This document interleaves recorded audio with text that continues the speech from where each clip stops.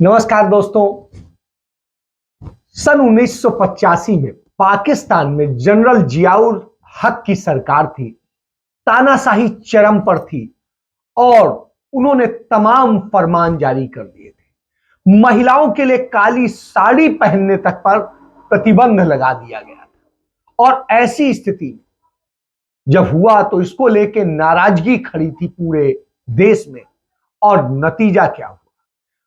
पाकिस्तान में फैज अहमद फैज साहब की गजलें गाई जा रही थी और उनको लेकर, लेकिन उन पर रेडियो टीवी सब पर प्रतिबंध लगा दिया गया था। मुशायरे शायरी सब पर प्रतिबंध लगा दिया गया था। तो यह हालत थी। ऐसी स्थिति में विरोध दर्ज कराने के लिए तब की मशहूर गायिका इकबाल बानो काली साड़ी पहनकर लाहौर के अल हमरा स्टेडियम में, जो ऑडिटोरियम था, उसमें काले रंग की साड़ी पहनकर फैज साहब की उन्होंने एक नज्म गाई थी। हम देखेंगे, लाजिम है कि हम भी देखेंगे वो दिन जिस दिन का वादा है, जो लौह ए अजल में लिखा है, जब जुल्म ओ सितम के कोह ए गिरा रुई की तरह उड़ जाएंगे। मैं, गीत की आवाज तो मेरी नहीं है, लेकिन मैं इसको इस तरह से इसलिए कह रहा हूं कि इस गजल को गाया गया था। इसका मतलब है कि हम भी देखेंगे और हम देखेंगे। कब देखेंगे? जिस दिन का वादा है, जो लौह ए अजल यानी अल्लाह की किताब में लिखा है। और जब जुल्म सितम के को, जब पूरा जुल्म और सितम छाया हो, तो वो जो है रुई की तरह उड़ जाएंगे। इतनी स्थिति होगी, वो हम भी देखेंगे। आज कमोबेश वही स्थिति हम देख रहे हैं। भारत की संसद पिछले 13 तारीख से चल नहीं पा रही है और सरकार चला नहीं पा रही और तानाशाही इतनी हो गई है कि बगैर विपक्ष के, बगैर चर्चा के तमाम बजट पास हो जा रहे हैं, विधेयक पास हो जा रहे हैं। और यह स्थिति है जो लोकतंत्र का कत्ल कर रहा है। और जब यह हो रहा हो तो कहेंगे कि संविधान किस लिए बना था, आजादी किस लिए लड़ी गई थी, आजादी की लड़ाई किस लिए लड़ी गई थी, इतने लोगों ने शहादतें क्यों दी थी, इतने लोगों ने जेल क्यों काटी थी? इसलिए कि बगैर जनता से चर्चा, जनता के नुमाइंदों से चर्चा किए बगैर कुछ भी पूछे कुछ नहीं होना चाहिए। जो हो वो जनता अपने नुमाइंदों के जरिए हामी भरे तब हो। लेकिन स्थिति बिल्कुल इतर है। और अब मनमानी जब चल रही हो तो निश्चित रूप से, और इस मनमानी का नतीजा है कि आज भी संसद नहीं चली और कांग्रेस पार्टी के तमाम नेता और विपक्ष के तमाम नेता काले कपड़ों में आज भी संसद पहुंचे। और जब वो काले कपड़ों में पहुंचते हैं तो आप समझिए किस तरीके से। और उसके बाद में लोकसभा को और राज्यसभा को स्थगित करना पड़ा। यह गतिरोध लगातार चल रहा है, तमाम नारेबाजी हो रही है, तमाम सारी चीजें हो रही हैं दोनों जगह। वहां लोकसभा में स्पीकर और जो है राज्यसभा में सभापति जगदीप धनखड़ सभी जो है बोल रहे हैं, लेकिन कुछ भी होने को तैयार नहीं। क्यों? विरोध क्यों है? विपक्ष कह रहा है, सिर्फ एक बात कह रहा है कि आप जेपीसी की जांच कराइए। किसकी? अडानी की। वो अडानी जिसको सरकार पोषित कर रही है, सरकार हमारा आपका जमा पैसा उन्हें सौंप रही है। हम अपनी भविष्य की बचत के लिए एलआईसी में करते हैं, इन्वेस्ट करते हैं। हम अपना पैसा बैंकों में जमा करते हैं। स्टेट बैंक ऑफ इंडिया है जो सरकार की बैंक, भरोसा करते हैं। हम अपना पैसा भविष्य निधि में जमा करते हैं, पीएफ में। और इन सब से पैसा निकालकर किसको दिया जा रहा है? अडानी को। और अडानी उन पैसे से माला माल हो रहा है, लेकिन देश का पैसा मार रहा है। ना टैक्स देता है, ना कुछ देता है, कर्ज पे पूरा धंधा चल रहा है और मुनाफा लेके बाहर, देश के बाहर जमीनें खरीद रहा है, प्रॉपर्टी खरीद रहा है और काम कर रहा है। इससे आप समझ सकते हैं देश के लोगों को रोजगार भी नहीं देता है। इसके बाद तो वो सिर्फ यही मांग है। बाकी कांग्रेस पार्टी के वरिष्ठ नेता, पूर्व अध्यक्ष राहुल गांधी चूंकि जनता की आवाज बनकर के इन सारे मुद्दों को उठाते रहे तो उनको एक डिफेमेशन के केस में फंसाकर उनकी सदस्यता रद्द कर दी गई और अब उनसे उनका सरकारी आवास खाली करने के लिए कह दिया गया। राहुल गांधी 19 साल से उस आवास में रहते थे, सांसद के तौर पे उन्हें आवंटित था। उन्होंने कभी भी सत्ता में रही सरकार तब भी कोई पद नहीं लिया और वो सदैव बिल्कुल आम सांसद की तरह रहे, लेकिन उनकी हैसियत देश में किसी भी सांसद किसी भी उससे बहुत बड़ी है, क्योंकि वो देश के उस राजनीतिक परिवार से आते हैं जिसने इस देश को आजाद कराया और इस देश को बनाया। तो ऐसी स्थिति में और इसके जरिए यह पता चलता है कि विपक्ष के सबसे बड़े चेहरे को आप सदन से बाहर करते हैं। क्यों? क्योंकि वो आपसे सवाल करता है। उसको आप घर से बेदखल करते हैं क्योंकि वो आपसे सवाल करता है और आप उस पर जुल्म ढाने की कोशिश करते हैं।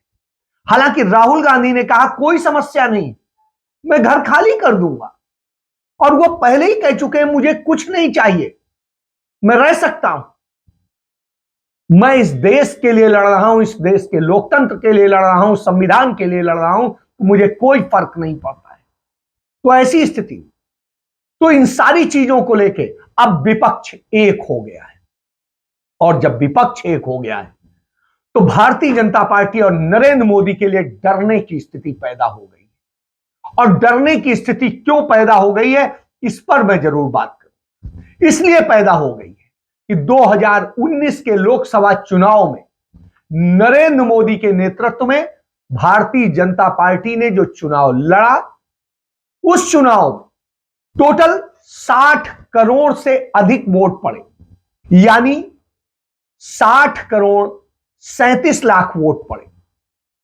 और जब इतने वोट पड़े तो उस पूरे वोट का जो परसेंटेज है उसमें भारतीय जनता पार्टी को 22.9 करोड़ का वोट मिला, यानी 22 करोड़ 90 लाख वोट मिला और उसका जो परसेंटेज बनता है वो उनका 37.7% उन्हें वोट मिला।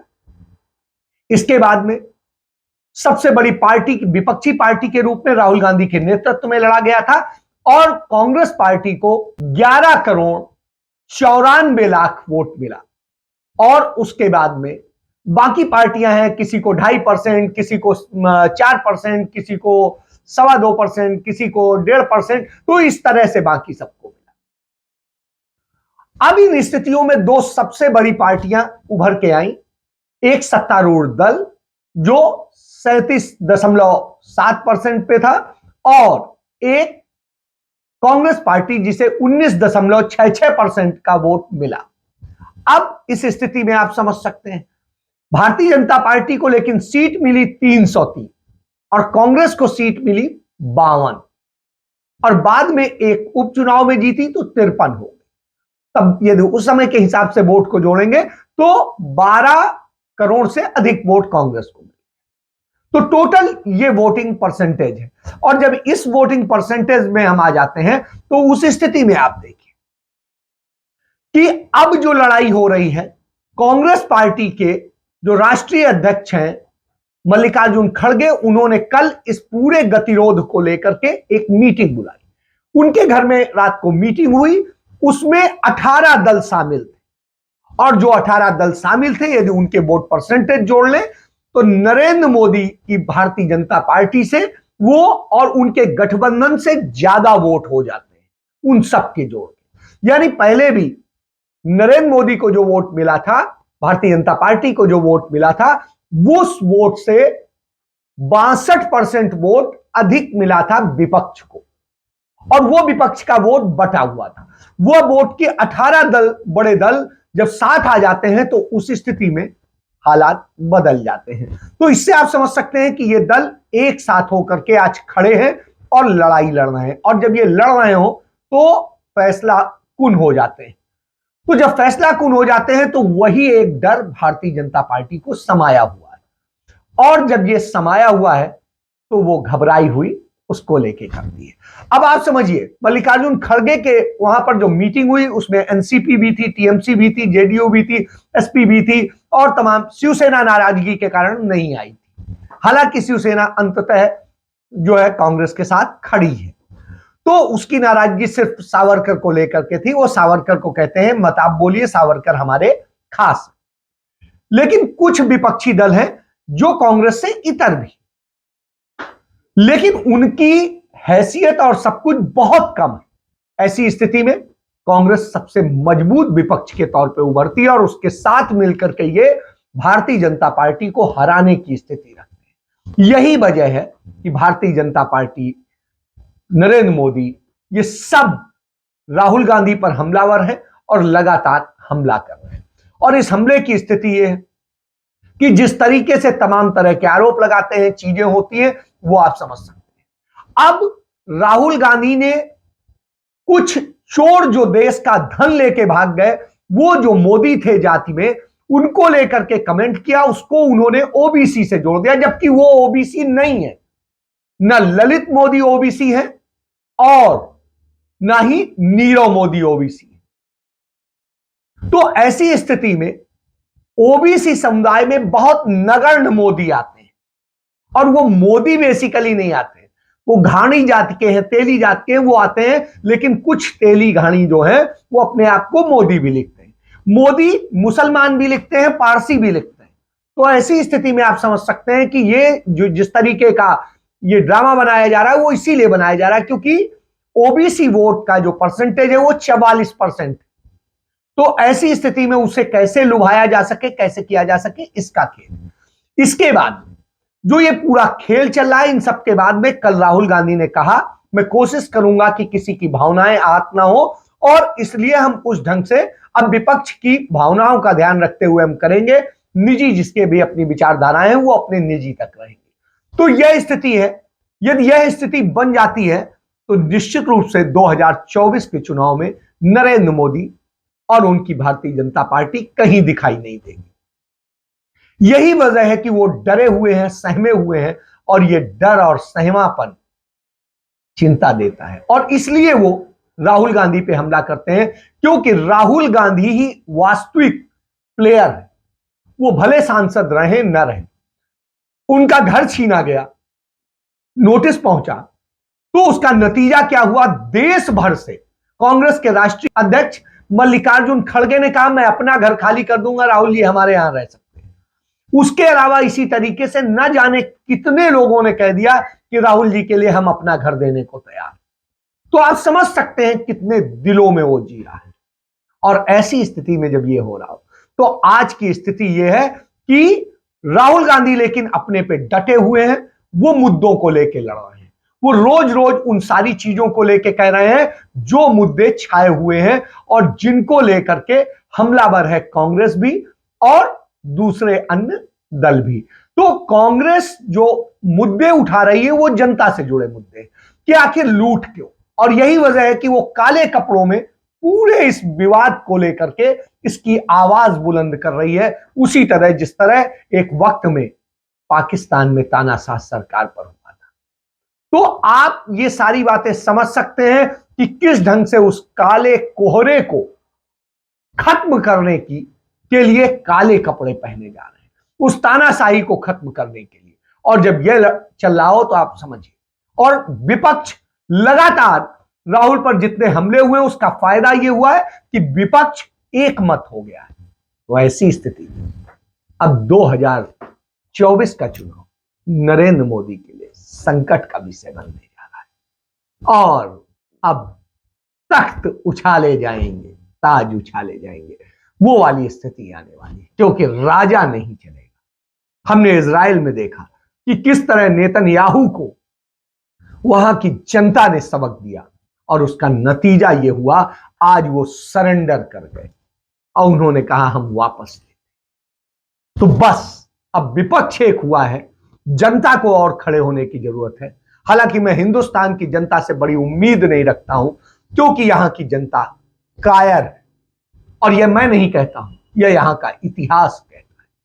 और इसीलिए प्रियंका गांधी कहती है कि भारत का प्रधानमंत्री कायर है, वो पीठ पीछे से हमला करता है, सीधे लड़ने की हिम्मत।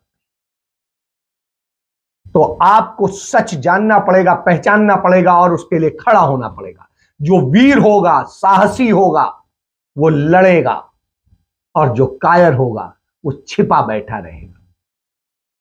यही आपको समझना है, क्योंकि यह आपके भविष्य की लड़ाई है, आपके घर की लड़ाई है, आपके लिए लड़ाई है। तो ये लड़नी आपको है, कोई बाहर से आके नहीं। और बाहर से आते हैं तो हम पर शासन करते हैं, गुलाम शासन करते हैं। इससे आप समझ सकते हैं। इसके साथ अपनी बात समाप्त करता हूं। जय हिंद, जय भारत, वंदे मातरम।